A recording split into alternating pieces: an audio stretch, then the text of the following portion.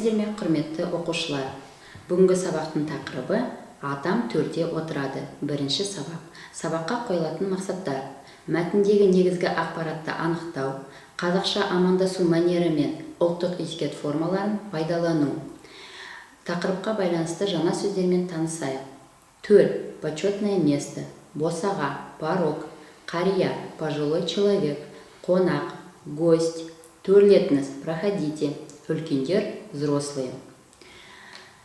Келесі тапсырмамызды орындайық. Жаңа сөздерді пайдаланып, сөз тіркестерін құрыңыздар. Төр, босаға, қария, қонақ, үлкендер. Ал енді балалар, өзіңізді тексерейік. Төрге шығыңыз, босағадан өтіңіз, ақылды қария, мейірімді қонақ, үлкендерді сыйлау. Келесі тапсырмамыз: мәтінді мұқият тыңдаймыз. Төр – сыйлы орын. Төр – қонақ бөлменің жоғарғы жағы. Ол жасы үлкен адамдар, қонақтар отыратын сыйлы орын. Қазақ үйге келген қонақты төрлетіңіз, төрге шығыңыз деп қарсы алады. Көрпе төсеп, жастық қойып, төрге отырғызады, құрмет көрсетеді. Қазақ халқында дастарханға үлкендерден бұрын отыру ұят болып саналатын. Себебі алдымен ақ сақалды ата мен ақ шашты әжені сыйлап, төрден орын береді.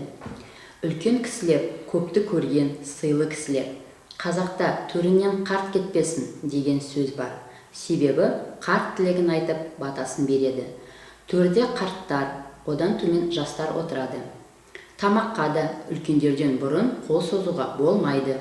Ол әдепсіздіктің белгісі. Дастарханда үлкендермен жарысып, сөйлеуде ұят болып саналады.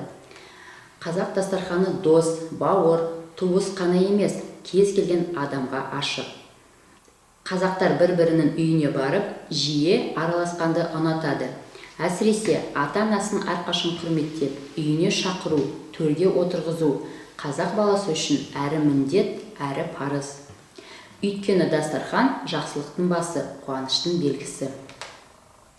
Жақсы балалар, енді осы мәтінмен жұмыс жасаймыз. Мәтіннің мазмұны бойынша сұрақтарға жауап бер. Бірінші сұрағымыз: төр қайда орналасқан?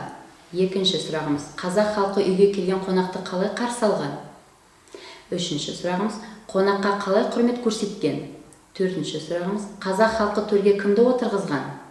Бесінші сұрағымыз: қазақта қарт туралы қандай аталы сөздер бар? Алтыншы сұрағымыз: төрде кім отырады? Жетінші сұрақ: дастарханға кім бата береді?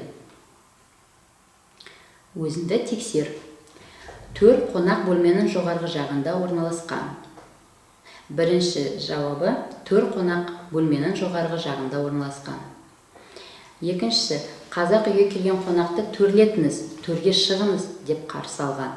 Үшінші: көрпе төсеп, жастық қойып, төрге отырғызады, құрмет көрсетеді.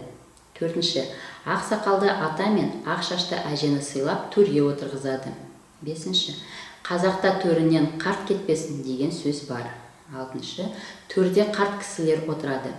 Жетінші: қарт кісілер тілегін айтып, батасын береді. Келесі тапсырмамыз: сөйлемдерді қажетті сөздермен толықтырыңыздар. Қазақ халқында дастарханға бұрын отыру ұят болып саналады. Қарт тілегін айтып, береді. Дастарханда үлкендермен жарысып де ұят саналады. Жақсылықтың басы, қуаныштың белгісі. Қажетті сөздеріміз: сөйлеу, үлкендерден, дастархан, батасы. Өзіңді тексер. Қазақ халқында дастарханға үлкендерден бұрын отыру ұят болып саналады. Қарт тілегін айтып, батасын береді.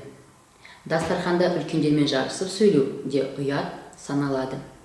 Дастархан жақсылықтың басы, қуаныштың белгісі. Жақсы балалар, сабақ аяқталды. Сау болыңыздар. Келесі кездескенше.